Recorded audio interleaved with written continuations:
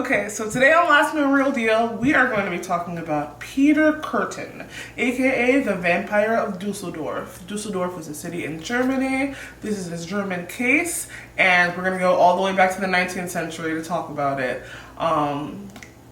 So his last meal is a German classic, Wiener Schnitzel, fried potatoes, and white wine. I am not German, so this Wiener Schnitzel is going to be my interpretation of it. I looked up a good recipe for it. There are two ways to make it, either with veal or with pork. Apparently in Germany it is more traditional to go with pork, but I wanted to try it with veal too, so we're going to do both tonight. We're going to fry some potatoes, and while we eat, we're going to sip some German white wine and discuss all of the heinous things that this guy did. They did not call him the Vampire Dusseldorf for nothing. So our guest tonight is going to be my one and only mother. So we're going to have a good time. So let's get started. Okay, you want to make sure that you have some saran wrap on both sides when you're pounding it out, just because you want to keep all of that contained, and it just makes it easier. So we're going to pound all of these chops out thin.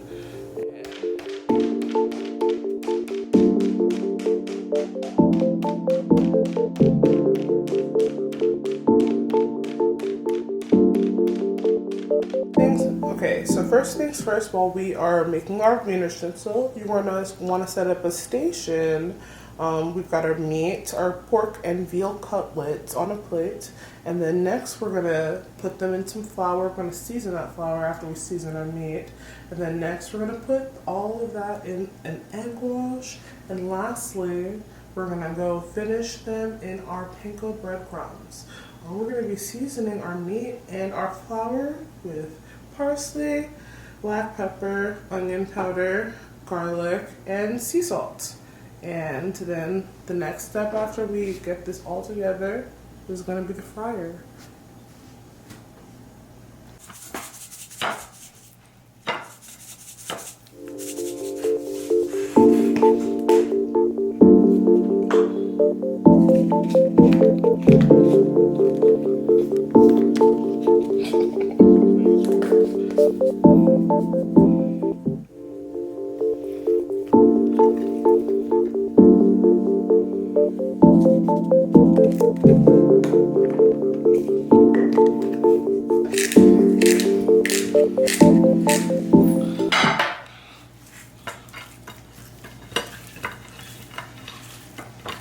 Mix it all up.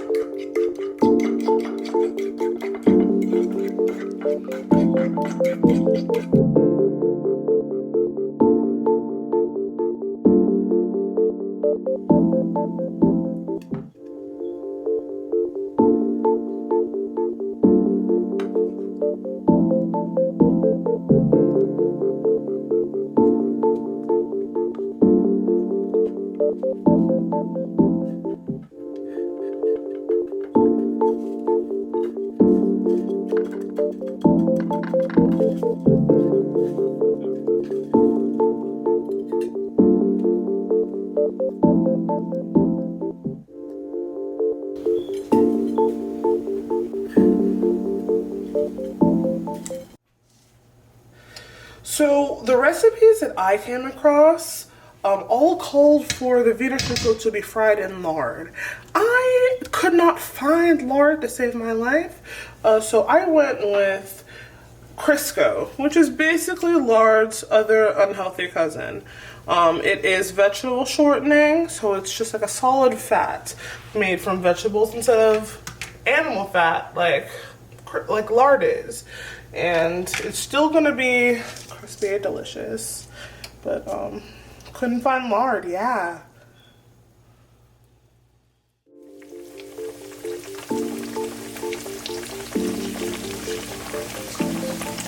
Okay, so we're dropping our cutlets into the Crisco and fry them up so they're a nice golden brown, so you know that it's cooked through. We're gonna turn them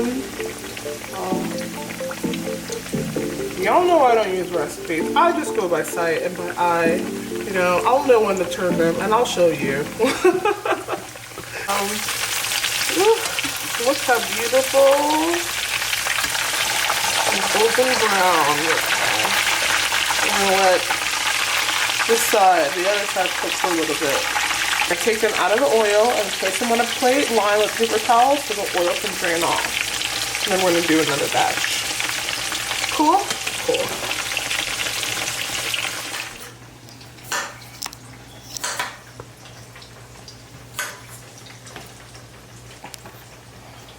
Okay, so I went ahead and cut my potatoes into medallions about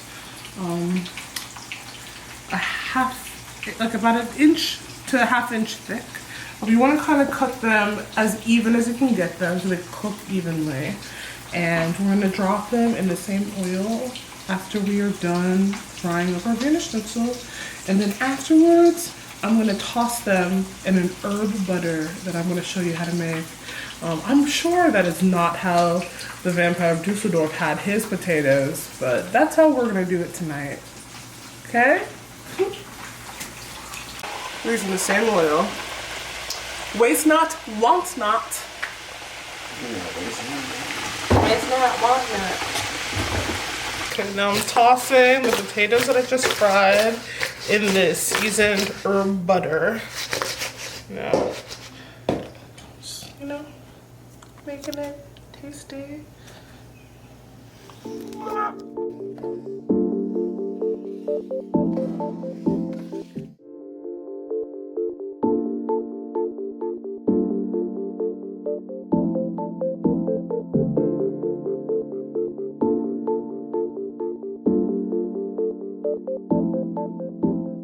Welcome to Last Meal Real Deal. As you know, I'm Chi Chi, and my guest tonight is my one and only mother. Say hi. Hello, Chi Chi. Hello, audience. Okay, so my mom likes true crime as well, but she would not call herself like a true crime lover, even though she watches Dateline and all the shows like the rest of us all the time too. So what I'm gonna do tonight, well, okay, so Mom, as you know, like this is like the whole concept. I make last meals and then I talk about their crimes. So tonight, what we're gonna be doing is we're gonna eat Wiener Schnitzel, fried potatoes, and this white wine. I actually, because we're doing a German crime and a German murderer, I found a German white wine, and I'm not sure how to pronounce it because, as again, we're Nigerian. Check the fit. But it's called. Is it Fisa? Gewürztraminer. Gewürztraminer, right? I'll just call it Pfizer. Pfizer is like the brand name, but like this is the type of wine. I saw multiple of them. There was it was with the Riesling, and I also know Riesling is a German white wine as well. But this one was extra German, so we went with that. So we've got fried with panko breadcrumbs, veal and pork cutlets, fried potatoes that I made. I also tossed the fried potatoes in an herb butter, which is just like, that's my spin on it. Y'all can do what you want. That looks good. Does it? Okay, so let's dig in, and then I'm gonna go ahead and tell you about Peter Curtin, aka Vampire of Dusseldorf, aka Dusseldorf Monster. Wow. How many people did it? Hand me your glass. I'm gonna pour some wine for you. Should I just fill it up? Okay. And some for me. Probably not gonna taste good. I feel like it will. I hope it does. Okay. I hope it does, you know. Actually, let's taste it before we even get any food. Ready? Yeah. Cheers. Cheers. Oh, this is good. It's really sweet. I guess the guy picked a good wine. I don't know if this this was the one that he chose, honestly. It just said white wine, so I just okay. went with a German white wine. Okay, you picked a good one. I don't really like It's sweet. not too sweet and it's not dry. I like dry. It's not bad though. No, this is actually... That is good. Yeah, I think I would like it better if it were chilled because I am not fancy. But And it also has something to do with the crime, so yeah, okay. So let's dig in. Get you a nice piece right here. thank you. You're welcome. Let me use your fork. Okay. Let me shoot some potatoes. No, we usually like a lot of spice, but Germans do not. So I did not put any of the normal spiciness that we would have in our food and cooking. You know. Yeah. But I still put a lot of flavor into it. Yeah, I don't care if they say just season with salt and pepper. I will never just season with salt and pepper. Mm-mm. We like our food season. We like our food season. Oh. Salt and pepper is the bare minimum. Okay. Let's taste it. And then we'll get into it. Ready? Take a bite. Let's go. Bless the You wanna- food. Let's see that thing. Okay. Okay. May God bless this food to Christ our Lord. Amen. My mom, everybody. Okay. So,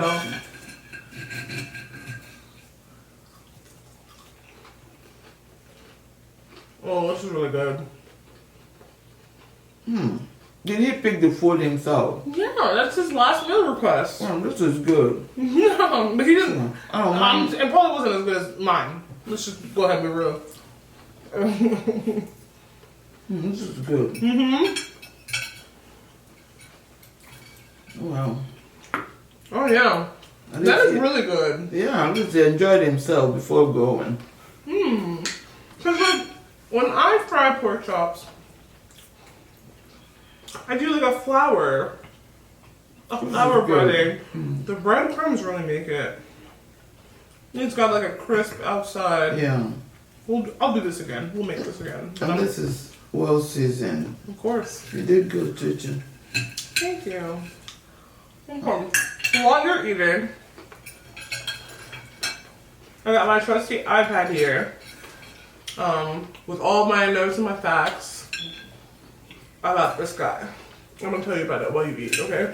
Okay. I'm Yeah. listening. Okay, so tonight we're gonna be talking about Peter Curtin, as I said before. He was born May 1883, May 26th. Well, this is old. Yeah, this is an old crime, you know. Okay. It's pretty good though.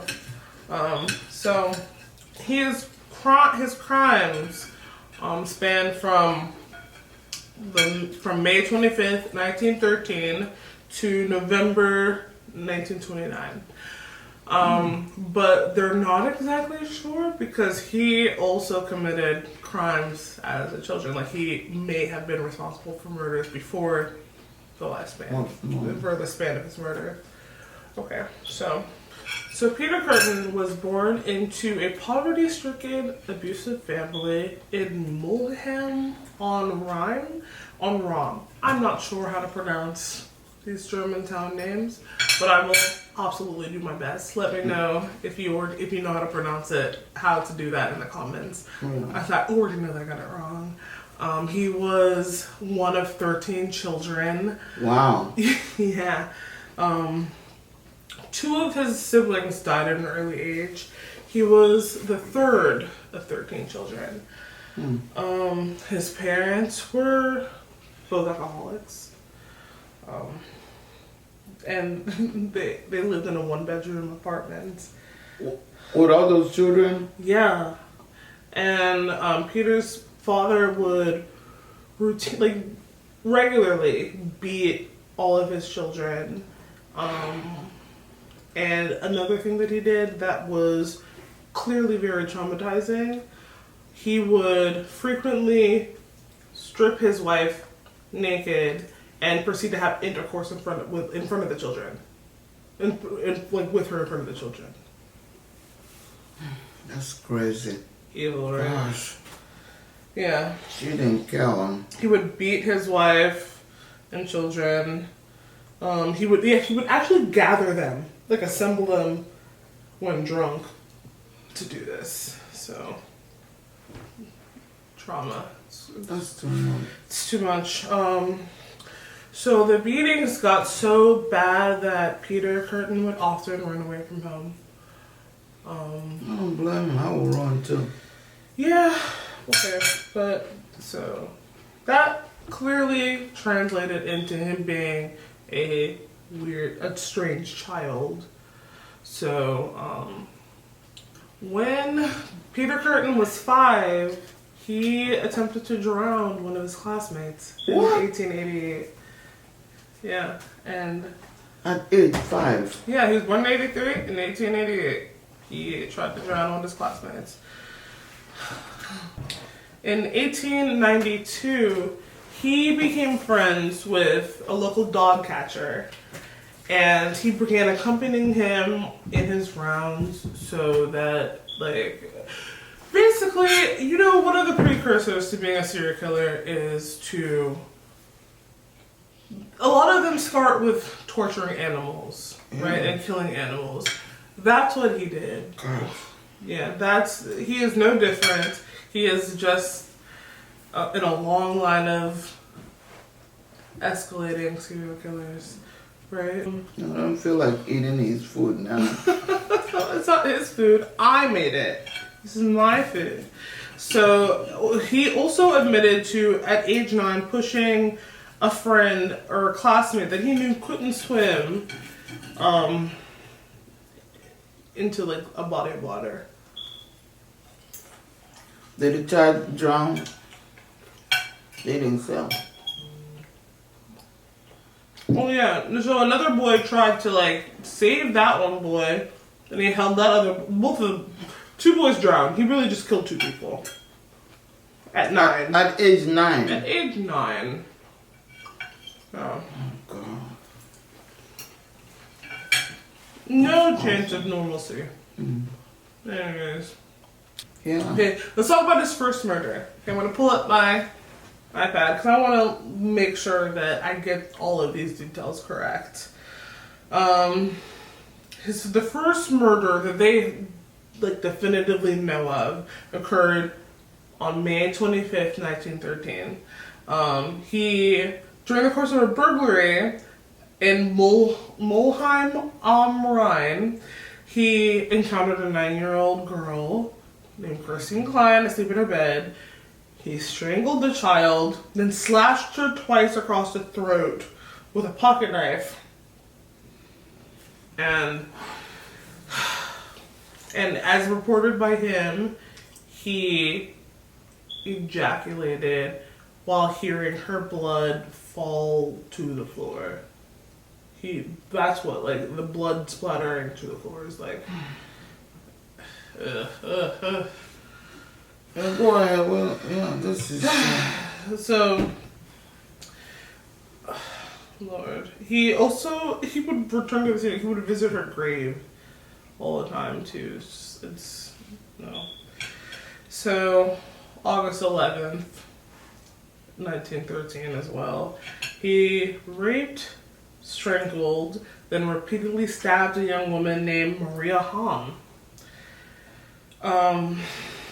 He like set up a date. He had arranged to go on a date with her, and he led her into a meadow, and just like there was not a date. It was just crime and terribleness. Once he was caught, he confessed to all of this. He impaled onto a tree. Yeah. He went to the grave many times and like was satisfied. He loved it. He loved the aftermath of his Killings. killing and just the he loved the effect of it. It wasn't like it was the act of it, and also the aftermath of it for him. Like he's a coward. He was a coward. yeah, it's weird.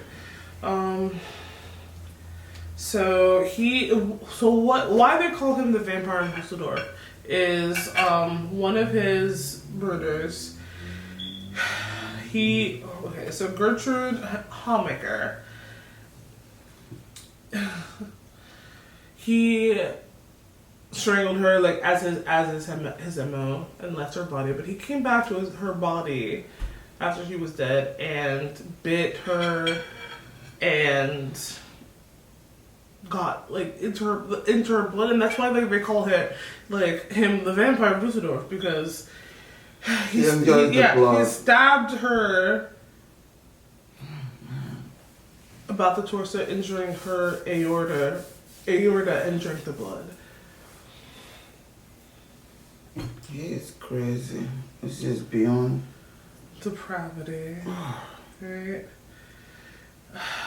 Oh my god. Okay, so this one, 1929, he encountered a 5-year-old girl named Gertrude Albermann in the Flingern district of Dusseldorf. He persuaded the child to accompany him to a section of deserted allotments. Where are the parents of the 5-year-old? You know what though? Do you remember that like before 1980, parents just like did not care about their children? Like by that time, she was probably working in a factory or something. But yeah, he strangled her to death and stabbed the 5-year-old like 34 times. Wow. Yeah. Okay, so that is just kind of like he committed many murders with that same MO across that region of Germany, across Dusseldorf, and okay, so by December of 1929, they had started zeroing in on like a killer because of his murders. They had started to identify him as the Vampire of Dusseldorf. They the press dubbed him that. They were receiving national and international coverage for behind this, right? So they caught him already? No, they haven't caught him. No, they're calling whoever is doing these crimes, because they don't know yet in 1929, the Vampire of Dusseldorf, because he's biting people, he's drinking blood, he is... They also call him the Dusseldorf Monster, and that is accurate. He's a monster, right? Yeah. So after the murder of the 5-year-old, a member of the press, a newspaper man, he got a detailed map. He received a letter with a detailed map leading him to the body. Right? Okay. Wow. The handwriting also matched a letter that was also anonymously sent, claiming guilt for the murder of the girl. Yeah, the girl, the 9-year-old girl. We get her name, Maria Hahn. So in the drawing, it details precisely where he left this body, and yeah. They found the body there? Yeah. Wow. Yeah, so, and then with, they had a graphologist who was a person that studies handwriting, look at it, and yeah, it matched the letter from another crime. Wow, this is awful. Yeah. Okay, so on May 14th, 1930, an unknown man approached a 20-year-old named Maria Woodlick. But like, I'm not sure. Like I said, I'm not German. He approached her at Dusseldorf station. So after like discovering that she was by herself, he offered to like show her where lodging is and to lead her through like an isolated area, like a park. And they began to argue, and another man approached them, and he was like, is he bothering you? And Maria was just like, yeah. So he had taken her to his address and had attempted to rape and strangle her outside of it, and then she got away from him by telling him that she couldn't remember. She didn't know where his address was. She just didn't know where he had taken her, but she did because boss. And she led the police to his address. His landlord let them into his property, to Peter Curtin's property, and once like confronted, he confessed to all the crimes and to more that they didn't even know about. So how long was he in death row? Okay, so they did not really have death row back then. It's just like, because you know how they'll stay for death row. Like the person that we did last time, he was in death row until last year. So he was caught after the officers got like his confession, he was able afterwards to hide for a few days until they caught him. And he returned home and he confessed to his wife. He was married? Yeah. Oh, God. He told his wife to turn him in and collect the reward. And she did that. She made money from him killing people. Just the world. Yeah. So she did that, and then he was arrested outside of the church at gunpoint. So did they give the wife the money? That is ridiculous. They shouldn't give them any dime. I don't think so. Okay. Yeah. Okay. So after they got him, Peter Curtin could express his guilt for all the crimes. Confessed to 68 crimes, including 10 murders and 31 attempted murders. One person. Yeah.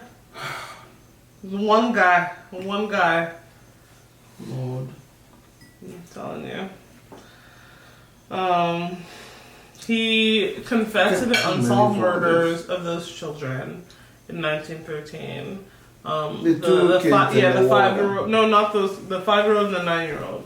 Okay. And gosh. Well, he didn't attempt to justify his crimes, but he made excuses. blame the parents. Blamed The dad. his behavior on the injustices that he felt had an experience in his life.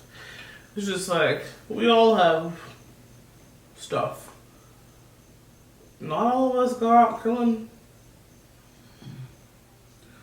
Yeah, but for him to be killing women, I thought he would be killing men since the dad was the one. No, that's never how it goes. Putting all that injustice. No, it's not. You would think.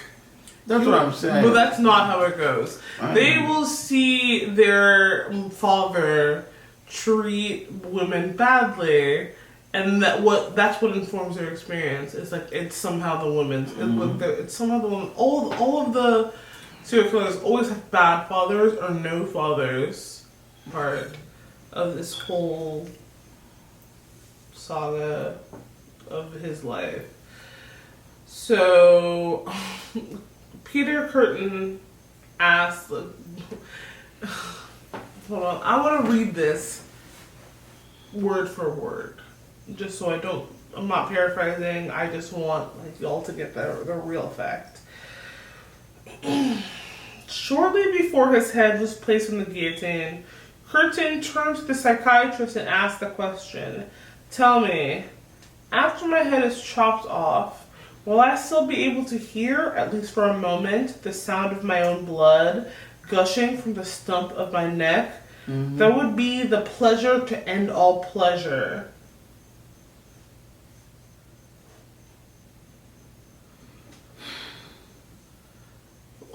When asked whether he had any last words to say, he simply smiled and said no. What do you think about all of that, Mom? That's disgusting. Disgusting. He did awful things, you know. At least when he was 5 years old, what he did at that time, maybe I'll blame the parents for bad parenting, but 13.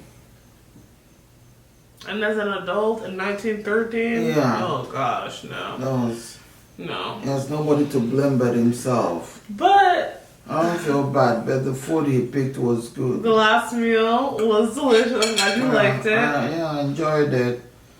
Oh well, Peter. Good luck in hell.